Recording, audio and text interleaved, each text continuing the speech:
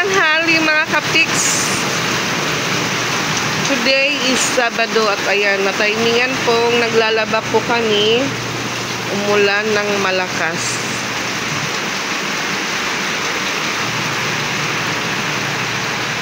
Timing po si Pix nandun sa balon nag-iigib ng tubig. Napuno agad yung batya mga kapiks. Malakas ang ulan, biglang bumuhos. Doon po yung aming mga labahan.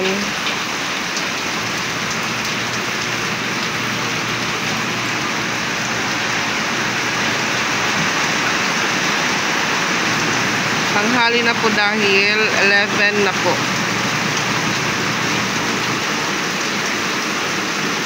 So yung last po na nakasalang ay ano na po yan, mga kumot. Kumot po namin, kumot ng mga bata. So kahit hindi na po lang muna si Pix mag-igib, maya maya mapupuno po yung batya nakahilira.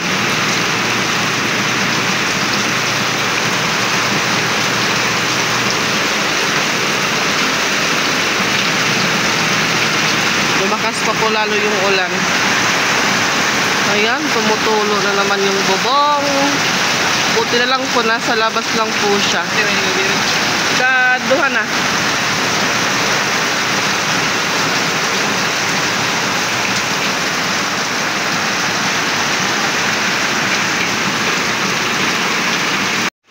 Dito naman sa likod, ayan, malakas ang hangin.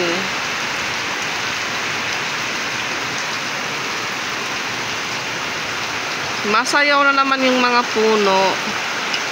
So si Patpat doon po naligo sa balon. So dito medyo bumabaha po siya ng kaunti, pero once po na mawala yung ulan, mawawala din po yung tubig dito sa likod. So yan po sana yung ibenta namin ni Pix sa junk shop. Sabi ko kay Pix, baka kulangin or maliit lang yung timbang, hindi gaanong mabigat, dagdagan lang muna, mag-ipon lang muna tayo ng scrap. Kasi ano po yan, mga putol-putol po nung naggawa si Papa Pix ng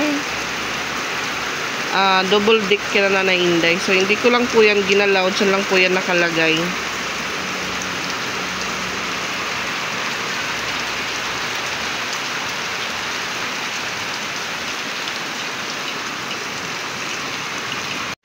Yan, napiga ko na po yung last na nakababad po sa washing. At ayan, si Papa Pix, naliligo na po siya ng ulan. Yan po yung nagbibigay ng sipon na may ulan tsaka sikat ng araw. So si Pix lang po yung nagbabanlaw mga kapiks dahil yung sinisipon na naman ako. Hatching ako ng hatching.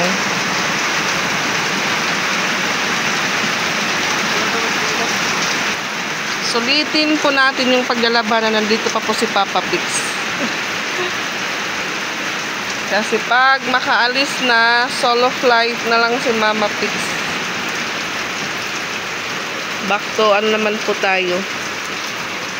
So hindi po dumadaloy yung tubig sa boot ng parang natatrap yung tubig doon. Steady lang po siya. Siguro may nakatrap sa doon butas papuntang drainage. Ayan. Humihina na po yung ulan. Pero may sikat ng araw. At ayan mga kapiks, nagbabanlaw na po si Papa Pix. Timing naman po nag-run out. Kaya yung dapat i-dryer, babad lang muna sa downy mga kapiks. So, i-on po natin yung switch. Yan, walang kuryente. Kaya babad lang muna para amoy downy. Ayan mga kapiks, yung malakas na ulan kanina, pinalitan agad ng sikat ng araw at Sa unahan naman po makulimlim. Ayan, mainit-init at masakit po sa mata kung titignan ang langit.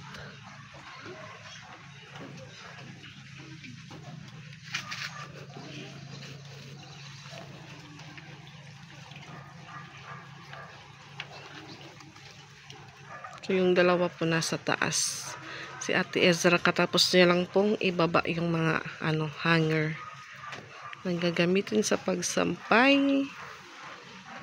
So babad lang po muna dahil wala pang kuryente. Binabad lang muna ni Papa Pix yung mga puting damit ng mga bata. Yun po yung inunang ipababad ko para una din pong masampay. Yan mga kapix, bumalik na din po yung kuryente at nagda-dryer na po si Papa Pix. Ayan. Nagbabanlaw ulit siya sa labas. So, magla-lunch muna kami mga kapix habang umiikot ang dryers. Ito po yung aming ulam ngayong pananghalian. Ayan yung aming ulam sa pananghalian. Ayan, pansit canton at yung natirang adobo po kagabi. Tapos yung natirang ulam na din po ng mga bata sa umaga. At ito yung the best choice. Lawlaw. Sinabadong lawlaw po yun mga kapix. So, ayan, lunch po muna kami. Ayan, with pipino po yung plato ni Papa Pix. So, ayan, lunch po tayo.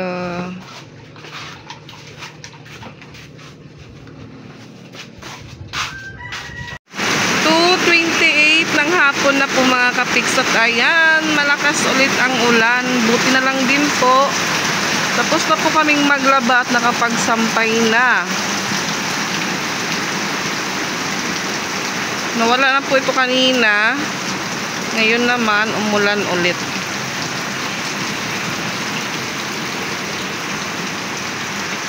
Malakas na naman ang ulan.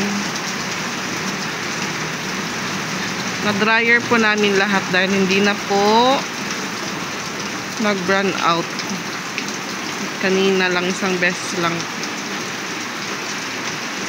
So, yung ibang mga sinampay, damit ng mga bata, nasa taas. At yung iba, nandun po kina Tito Bitoy dahil wala naman po siyang sinampay ngayon. At walang tao sa kanilang bahay.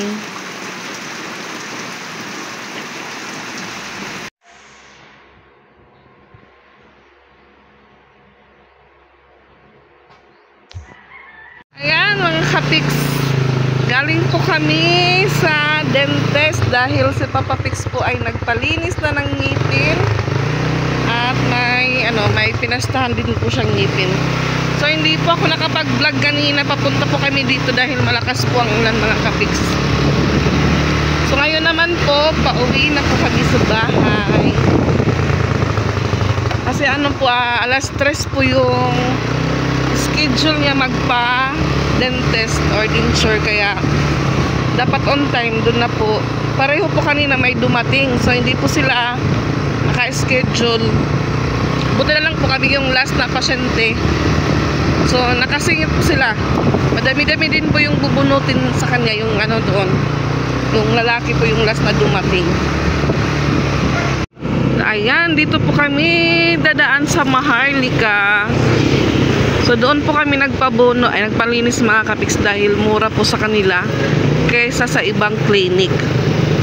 Tapos available lang po Sabado at Linggo. Pumana kami mga kapix, nag-canvas before po kami pumunta sa kanila. Kaya yun, doon mas mura-mura, kaya doon na lang po kami nagpaano kay Pix. Ayan mga kapix, kauwi lang po namin. Natimingan po kami ng ulan kanina. So binilan po namin ng yung mga bata ng snack. Ito ang aming nabili ni Papa Pix. Charan! Tapos bumili na lang din po kami ng pritong manok, ulam po namin mamaya. At ito po yung certificate ni Papa Pix mga kapix, na kailangan din ipakita niya na nagpapatunay po na linis na po siya ng ngipin. Mag-i-snack na yung mga kiddos dahil mag-aalas 6 na mga katiks. Ito po yung aming ulam mamaya. So, ayan. Kuha na ka mo di ati. Tama ni Piyang. Huwag ay Piyang. Right. Lusag yan. Dali. Ayan, pizza. Kuha ka pa, snack. Okay. Oray sus. Ano ati? Good, right. Kuha na snack. Pizza ito. Pwede na pag-iyabapat. Sarap yung kalo. Okay. So si Ate Ezra, waiting na naman siya sa kanyang uncle dahil dadaanan na naman po siya dito ngayon. Hindi ka masag daw Ate Ezra. Okay, tama yung ako. So pinagsabihan si Pix, bawal lang muna siyang kumain ng matitigas na ulam. Kuha kang magkawin tubig. Maganda po yung pizza dahil madami. Nakalimutan lang po yung sauce ng pizza. Ha? Oray sauce. Pizza. Diba? Ate, ba't yung kalo Ate Isra?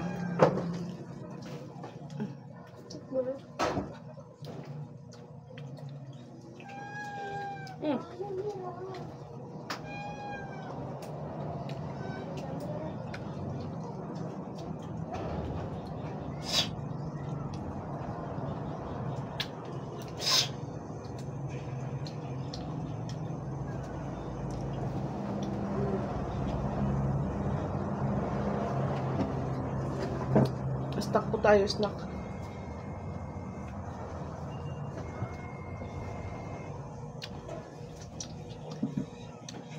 Buti na lang po yung huling dumating.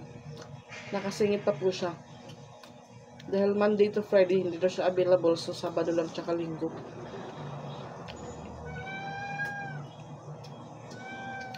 At buti ka din mabait po yung doktor. Or yung gubulong ng ngipin. Kasi dalawa po sila. Yung isa anak, yung isa nanay. So, yung nanay po yung nagbubunot. Yung anak naman po, cleaning tsaka pasta.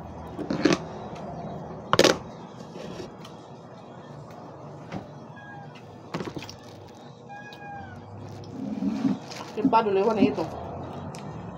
At pag nakating sulot.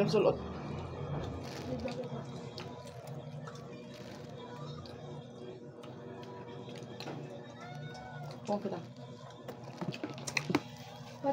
Pat.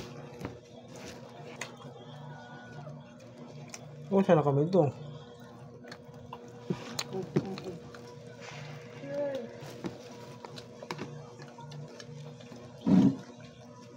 Big pa tuloy.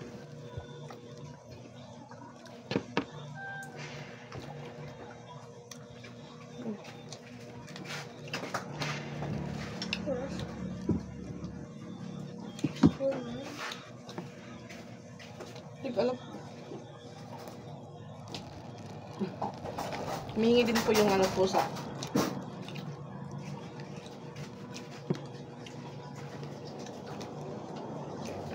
Busy po si Piyang ng cellphone.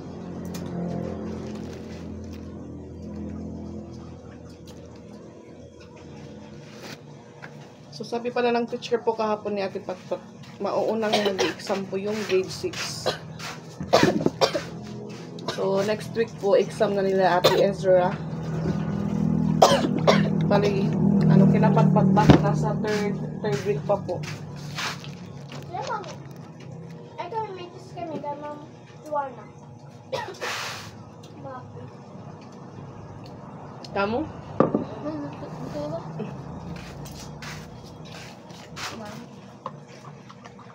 Kahit buhay na eh.